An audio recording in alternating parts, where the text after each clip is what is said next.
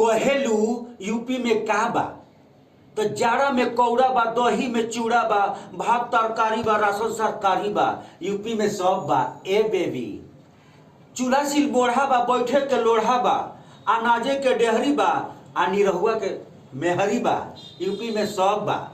मोदी के राज बा, फ्री में अनाज बा, आ फ्री में आवास बा, बहुते विकास बा, यूपी में सब बा।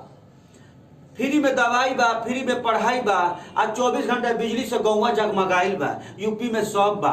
ए बेबी यूपी में सब बा। फ्री में शौचालय बा, पंचायत कार्यालय बा, वृद्धा के पेंशन बा, गैस के कनेक्शन बा, आ यूपी में सब बा। ए बेबी सम्मानित किसान बा, आ बिचलौलिया परेशान बा। सम्मानित किसान बा, बिचलौलिया परेशान बा, आ बैंक में खाता बा, आ मोदी से नाता बा, यूपी में सब बा। पछुआ बयार बा, पोखरा इनार बा, खेत खरिहान बा, मड़ई मचान बा, यूपी में सब बा। आ 2022 बा, आ जनता के इहे ख्वाहिश बा, आ योगी जी फिर मुख्यमंत्री बने, इहे जनता के फरमाइश बा, यूपी में सब बा। ए बेबी ए बेबी ए बेबी।